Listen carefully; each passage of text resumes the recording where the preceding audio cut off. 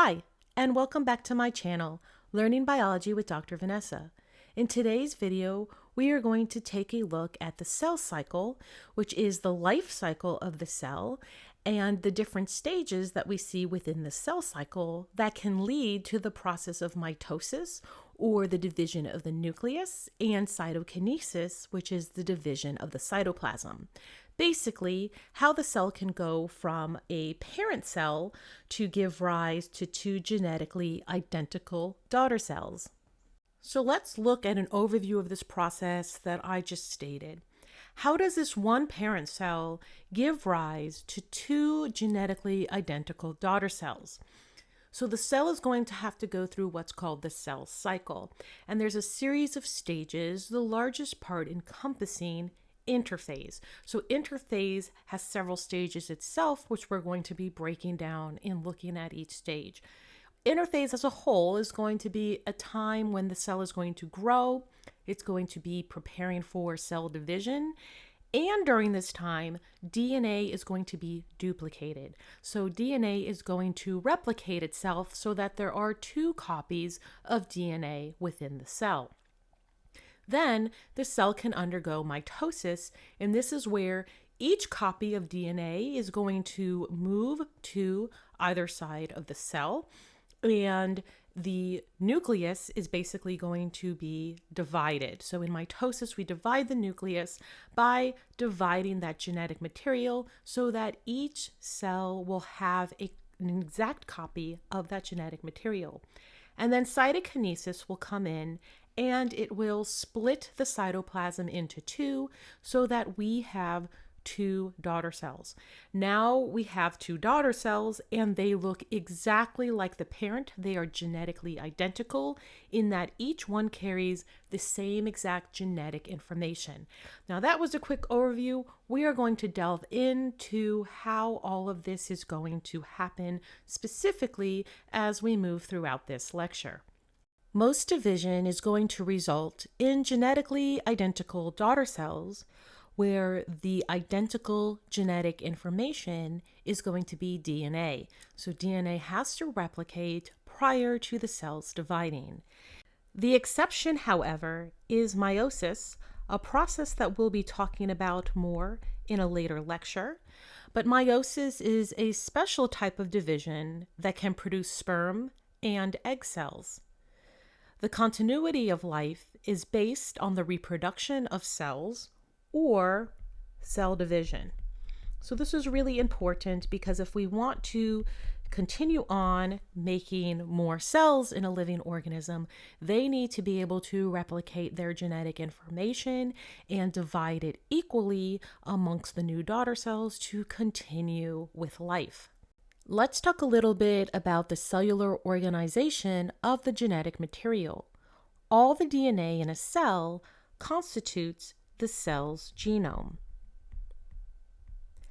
DNA molecules in a cell are packaged into chromosomes. Somatic cells, also known as body cells or cells of the body, these cells are non-reproductive cells and they have two sets of chromosomes. Humans have 46 total or 23 pairs. Gametes are the reproductive cells. Gametes include both sperm and eggs, and gametes have half as many chromosomes as somatic cells. So in humans, gametes have 23. And this is because when a sperm and an egg come together, then it will have 46, the total number that we see in human somatic cells, okay? So somatic cells have 46 chromosomes and gametes have half as many, which are 23. So we call this the haploid number, and we call this one the diploid number of chromosomes. In preparation for cell division, DNA is going to be replicated and the chromosomes are going to condense. So that DNA that chromatin condenses into what we know as chromosomes. The chromosomes are also going to duplicate, and when they duplicate, there are going to be two sister chromatids, which are joined copies of the original chromosome. And we see them, because now they've condensed into chromosomes, we see them as these X's when we're talking about them. And so each one of these is considered a sister chromatid, and they are exact copies of one another after the DNA has replicated, which means that each original chromosome has also replicated itself. So they are exact copies of one another. The centromere is the narrow waist of the duplicated chromosome. We see it right here in the middle, and that is where the two chromatids are going to be most closely attached. So as I mentioned before, we're going to have two different processes that are actually occurring during eukaryotic cell division. First, we have mitosis, which is going to be division of the nucleus. So that is going to include the genetic material. So DNA has replicated itself prior to this. DNA is going to move to opposite sides of the cell, and we are going to have the splitting of the nucleus and that genetic material that's in the nucleus. And then it's going to be followed by a process known as cytokinesis. And cytokinesis is the division of the cytoplasm that will give rise to two new daughter cells. Gametes, again, which are sperm and egg cells, are going to be produced by a variation of cell division called meiosis, again, a topic we will be covering in a later lecture. Meiosis yields non-identical daughter cells, so this is different than mitosis. Again, the daughter cells are non-identical, and they have half as many chromosomes as that of the parent cell. So the products of meiosis are going to be different than the products of mitosis. The cell cycle is going to consist of the mitotic phase, abbreviated the M phase, which is going to include mitosis and end with cytokinesis. Again, mitosis is the splitting of the nucleus and genetic material therein, and cytokinesis is going to be the splitting of the cytoplasm. So cytokinesis is absolutely needed after mitosis in order for two identical cells to be produced. Then the cell cycle also consists of interphase, and interphase is where we are going to see cell growth and the copying of the chromosomes in preparation for cell division. So interphase is actually going to be the phase that occurs prior to mitosis. Interphase is about 90% of the cell cycle and can be divided into three phases: G1 phase, which is the first gap, S phase, or the synthesis phase, and then G2 phase, or the second gap. Now, the G phases were misnamed as gaps because when they were first observed, the cells appeared inactive, or we looked at these phases as gaps between both the S phase and the mitotic phase, where things were seemingly happening during those different phases. However, now we know that there is a great deal of metabolic activity and growth that occur all throughout interphase, especially during these G phases. So we will see them referred to also as growth phases rather than those gap phases. Now, the cell grows during all three phases, like I just mentioned, but chromosomes, DNA, right, are going to be duplicated only during the S phase. So in the S phase is where we are going to see DNA replication. Let's take a look at the eukaryotic cell cycle. The eukaryotic cell cycle has two broad phases: interphase and the mitotic phase. So as I just mentioned, interphase makes up about 90% of the cell cycle, while that mitotic phase is going to make up the last 10%. The eukaryotic cell cycle itself can be subdivided into 5 different phases, where we have the G1 phase, S phase, G2 phase, mitosis, and cytokinesis. So interphase itself is made up of that G1 phase, S phase, and G2 phase. Now, again, those G phases were incorrectly named gap phases because they seem to be gaps between the S phase, where we know DNA replicates, and the mitotic phase, where we know the cell divides. However, incorrectly named, we now know that they have a great deal of metabolic activity and growth that the cell is undergoing in these phases. So in the G1 phase, the cell is going to grow, and the cells are going to be able to gain those resources and grow to a point where in the S phase, the DNA is going to be replicated. The chromosomes replicate into two sister chromatids, and they are going to be attached to each other at the centromere during this S phase. And then the cell is going to go into G2, which is another round of metabolic activity and growth within the cell and preparation for cell division. In the G2 phase, chromosomes are going to condense, and the cell will be able to enter into mitosis.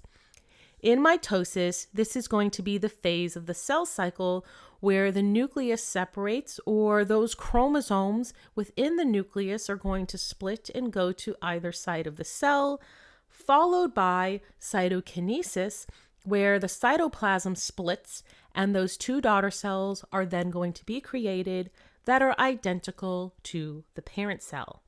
Now, not all cells are going to divide.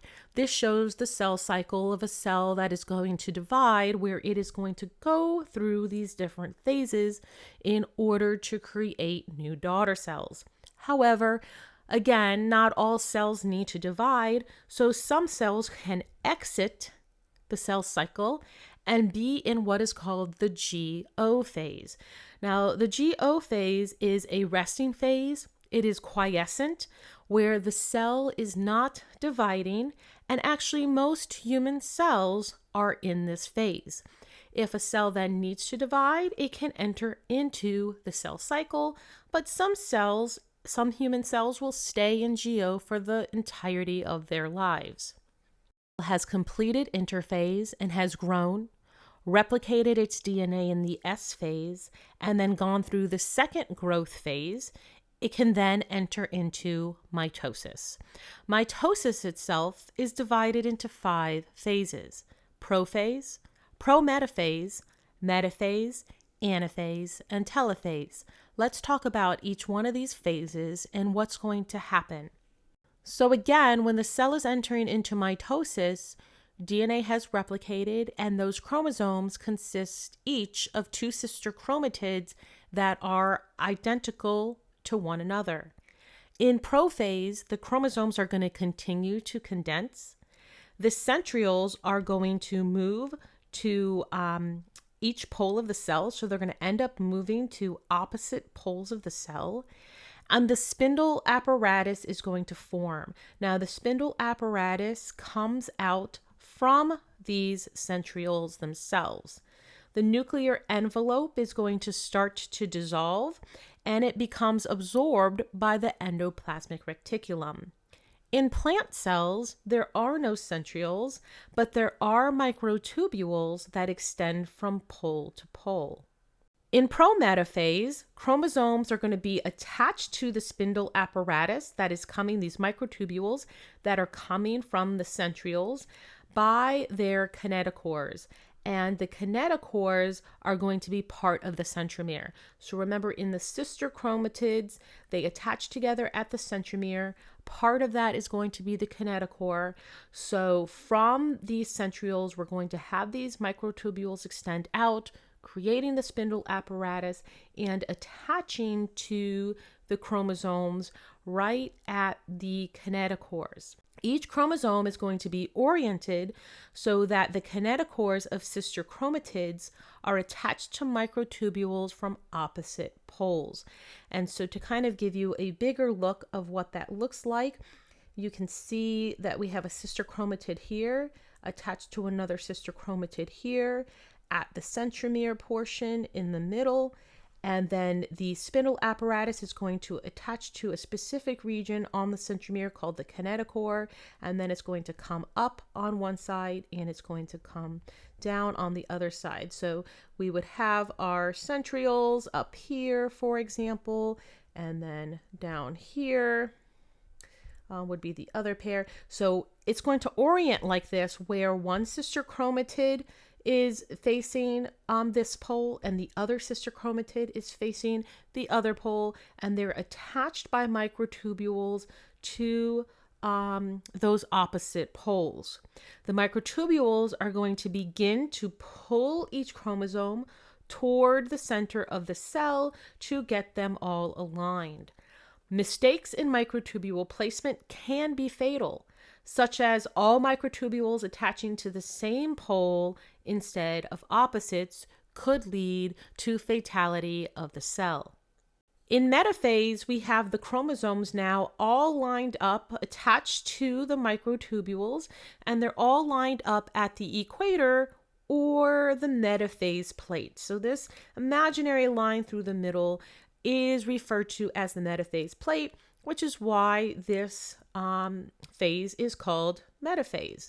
So the chromosomes all line up here. Again, one sister chromatid is facing up towards the top with a microtubule attached, and one is facing towards the bottom pole with the microtubule attached to it. At this point, the cell is now ready to begin separation of sister chromatids. In anaphase, the cohesion proteins that were holding the sister chromatids together are going to be removed, and this is going to cause the centromeres to separate from one another. This allows the microtubules to then pull the sister chromatids towards the opposite poles. So we can divide anaphase into A and B. In anaphase A, the kinetochores are going to be pulled apart from one another, separating the sister chromatids from one another.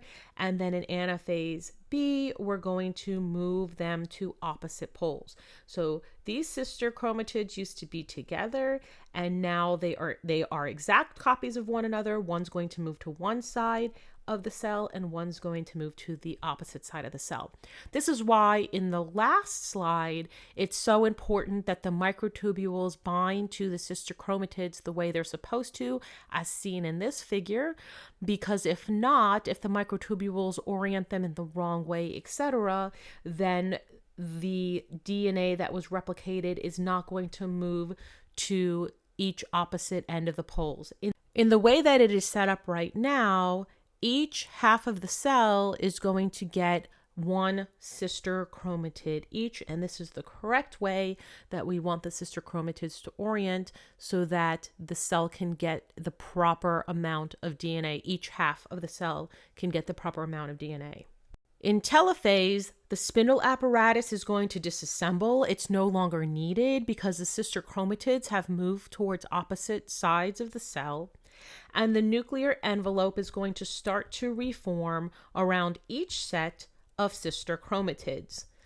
Now the chromosomes are going to start to uncoil. We're kind of going back to where we started, and the nucleolus is going to appear in each new nucleus, but the cells are still together. Let's take a quick recap of what we've done so far. So the cell has moved from interphase into prophase, so now it's moving into mitosis. The first step is prophase, where we have those sister chromatids stuck to one another. They're still condensing and coiling in this phase. The nuclear membrane is dissolving, and the spindle apparatus is being formed by the centrioles, and the centrioles are also going to opposite poles of the cell. In prometaphase, we have the centrioles now on opposite sides of the cell with their spindle apparatus attaching to the kinetochores of the sister chromatids. They're orienting them in this way that one is oriented towards the top and the other is oriented towards the bottom. Moving into metaphase, where they all align nicely at the metaphase plate. In anaphase, those sister chromatids are going to start to move towards opposite sides of the cell.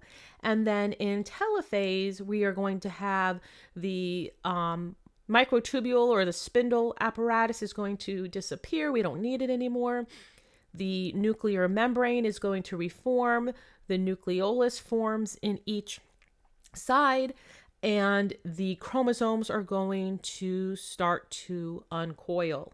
Now that mitosis has happened and the nucleus and its components have divided so that each half of the cell has the same genetic information, cytokinesis can happen. And cytokinesis is going to be the splitting of the cytoplasm, resulting in two identical daughter cells. In animal cells, cytokinesis occurs by a process known as cleavage. The first sign of cleavage is the appearance of a cleavage furrow, which is a shallow groove in the cell that is near the old metaphase plate. In plant cells, a cell plate forms during cytokinesis. So here we can see the cleavage of an animal cell where a cleavage furrow is formed right at that metaphase plate, and it's going to result in the splitting of the cell into two right there in the middle, so that there are two identical daughter cells that are going to be formed at the end of mitosis. So mitosis started, and we had division of the nucleus with its DNA divided equally. And now we have division creating two daughter cells that are identical to the parent cell. In plant cells, you can see that it happens a little bit different, where plant cells will form a cell plate, and then that cell plate will eventually become a new cell wall for those plant cells. Now, there has to be some control of the cell cycle so that the cells just don't rapidly divide one on top of one another, or that mutated DNA doesn't enter into mitosis, or partially replicated DNA. So there has to be controls for the cell cycle. The sequential events of the cell cycle are going to be directed by a distinct cell cycle control system, and it is going to be regulated by both internal and external controls. The clock has specific checkpoints, okay, and these checkpoints are going to stop the cell cycle until a go-ahead signal is released. So there are specific checkpoints that the cell has to be able to pass in order to continue on within the cell cycle. So here are the three different checkpoints that are going to control the cell cycle. So again, this is the cell cycle. This is the G1 phase, the S phase, and the G2 phase, all making up interphase. And then we have the mitotic phase, which includes mitosis, and not pictured here, cytokinesis, but that is in here. Just understood that cytokinesis is also in here. So there are three checkpoints where the cell cycle is going to stop until a go-ahead signal is received. The first one is in G1, sort of towards the end of the G1 phase. So we have the G1 checkpoint. The second one is going to be the G2 checkpoint right at the end of G2, which means if the cell passes it, it is now making the commitment to enter into mitosis. And then within mitosis, we have the M checkpoint. So let's talk about each one of these. In the G1 checkpoint, the cell is going to decide to divide. If a cell receives a go-ahead signal at the G1 checkpoint, it will usually complete the S phase, the G2 phase, and the M phases and divide the cell. If the cell does not receive the go-ahead signal, it will exit the cycle, switching into a non-dividing state called the GO phase that we talked about before. So just because a cell enters into the cell cycle doesn't mean that it's going to complete the cell cycle. So these checkpoints are very important for the cell to go through these checkpoints only if they pass the criteria. The G2 checkpoint means that the cell has made a commitment to mitosis, and in the M checkpoint, the cell ensures that all the chromosomes are attached to the spindle fibers the way that they are supposed to be, like I showed you previously. If the cell does not pass any one of these checkpoints, then the cell could signal things like apoptosis if it was in the middle of the M checkpoint. If it doesn't pass the G1 checkpoint, like I mentioned before, it can just go back to the GO phase. If it gets to the G2 and the M, though, at that point, DNA has replicated. So this cell cannot stay with replicated DNA. It's going to either have to pass those checkpoints or engage in apoptosis, which is cell death if it does not pass through those two checkpoints. There are enzymes and proteins that are needed at each checkpoint in order to proceed into the following phase after the checkpoint. What happens if there is a loss of cell cycle controls? What happens if the cell is just able to divide uncontrollably? This is what happens in cancer cells. Cancer cells do not respond normally to the body's control mechanisms. Cancer cells may also not need any growth factors to grow and divide. And in cancer cells, what's going to happen is a normal cell is going to be converted to a cancer cell by a process called transformation.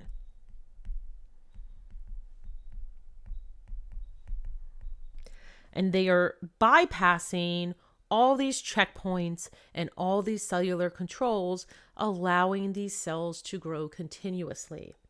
Cancer cells that are not eliminated by the immune system form tumors, which are masses of abnormal cells within otherwise normal tissue. If the abnormal cells remain only at the original site, the lump is called a benign tumor.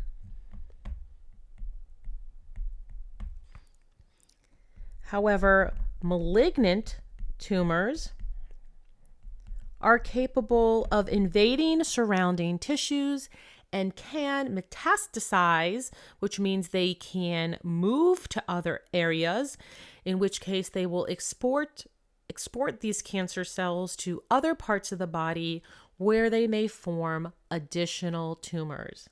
Thank you so much for watching my video. I hope that it helped you to better understand the cell cycle and mitosis. If you have any questions, please make sure to place them in the comments below. And if you like this video, please make sure to like and subscribe to my channel and share it with others that you think may benefit.